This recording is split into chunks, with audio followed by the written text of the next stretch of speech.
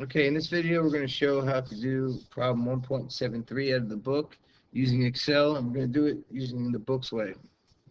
So I've already opened up my data file. It was ex01-73crp.xls. Since we do want to have a ordered list, I'm going to create a second column, and I will copy and paste my list. And then while that's selected, I'll go over to the sort in the editing box and just do A to Z. Now, notice that there's information next to it, so it's warning you, do you want to remove both of them? No, we're just going to continue with the current selection. Otherwise, we'd reorder the left column too. Okay, so you can see here we have it from least to greatest.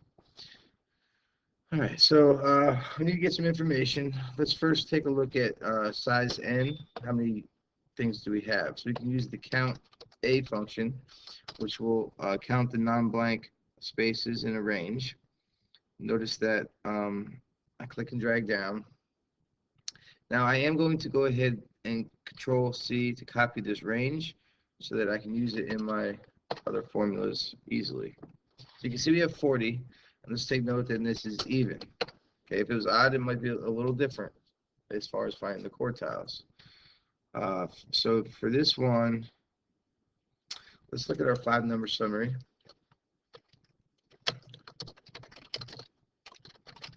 Okay, and the first thing we'll look at is the minimum.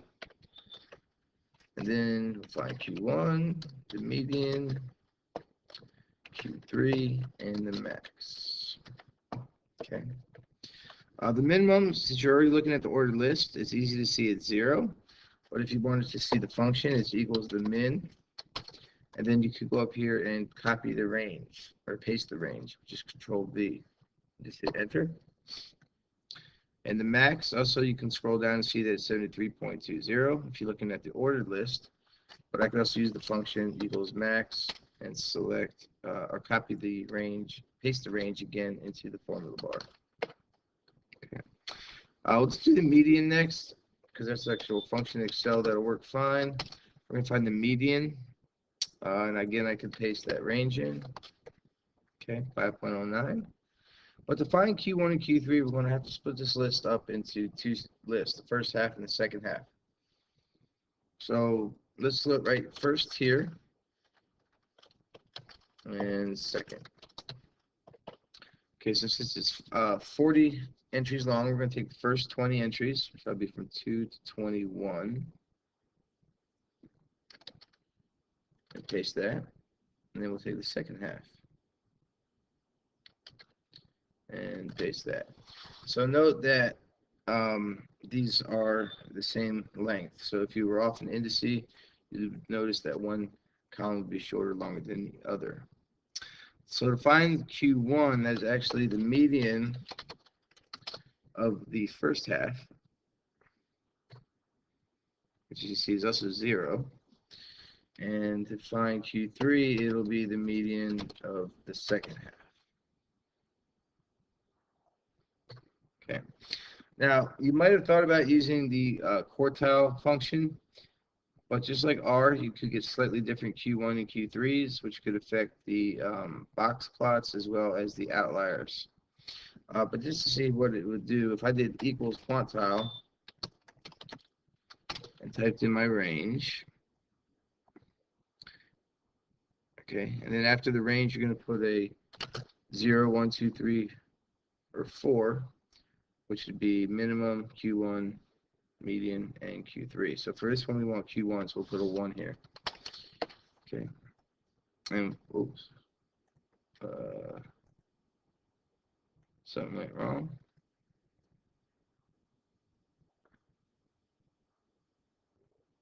Quartile. It's the quartile function. All right, let's start up. So equals quartile, not quantile. Select your list. Again, go ahead and put 1.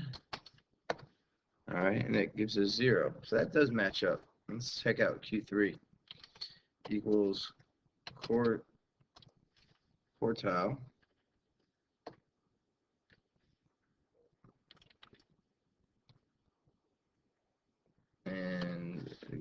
our range.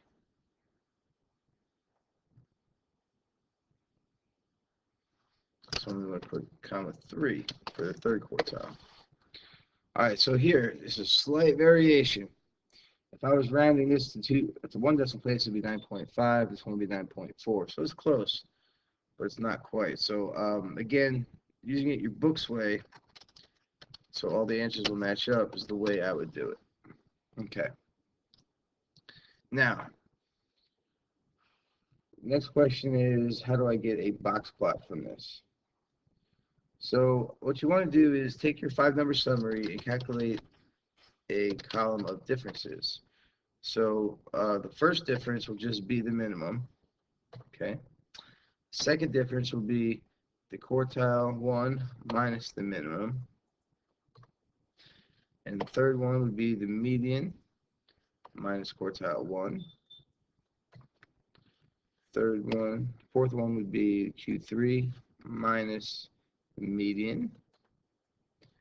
And then you would do equals the max minus Q3. Okay. And what you could do is you could select the differences and go to insert, and go to a stacked 2-column chart. Where are the stacks?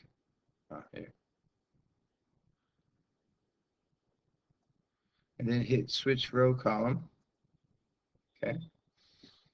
Now, what you want to do is, this is weird. This is a weird box plot because it doesn't have any whiskers at the bottom, because the first quartile and the minimum are the same. So all we're going to be looking at is actually on the top. And what you do is you can select this top bar and go to right click and hit format data series. Okay. And click the bucket for the fill and do a solid fill, but select white. Okay. Now with that selected, you also want to go to add chart elements, go to error bars, go to more bar options. Okay. Where'd it go? Error bars, more options. Okay. Here you want to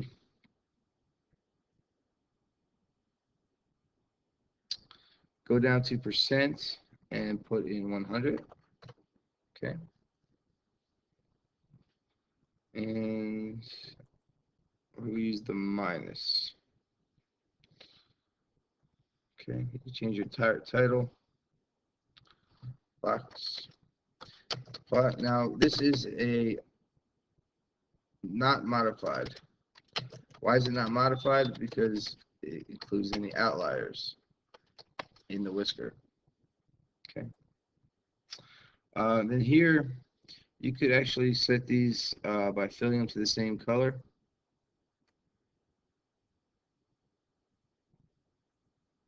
And then to see the line, you can go to border, solid line, and make it like 2 point.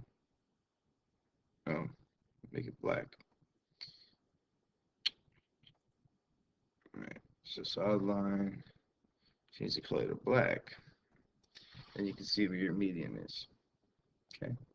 So again, this is not modified because the whiskers go all the way out to include the outliers.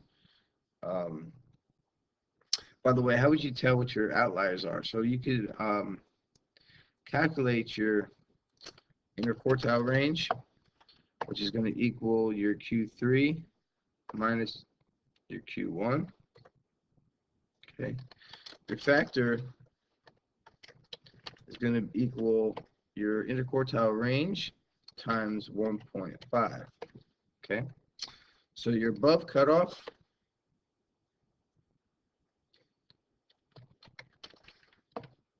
for outliers is going to be equal to Q3 plus your factor. Okay, so any points above 23.68. So we can see here, these are all outliers. And if you were doing below, which this one doesn't have any, but I'll show you.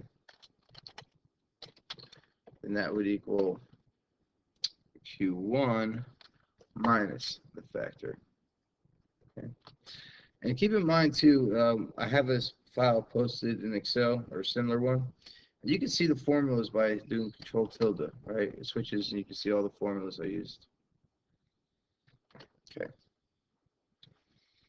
So there are some outliers. There's 5 of them. These in a modified box plot, the whisker would just go out to the 22.82, which would be the new max. And then these would all be outliers, and they'd be just single points. Okay. So another question is, how do I do a histogram using Excel with this data set? So let's put this over here. So we're going to have a column called bin, a column called frequency, and a column called interval. Now let's say we're going to go from 0 to 9, 10 to 19, and so on and so forth. So basically what you're doing in the bin is you're putting the highest digit. So 9, 19, 29. Now you can highlight these 3, and Excel will establish a pattern. You can kind of just scroll down. Now the maximum was 73.20, so we don't really have to go above 79. So let's delete those. Okay. Now, if you want to find the frequency of all these,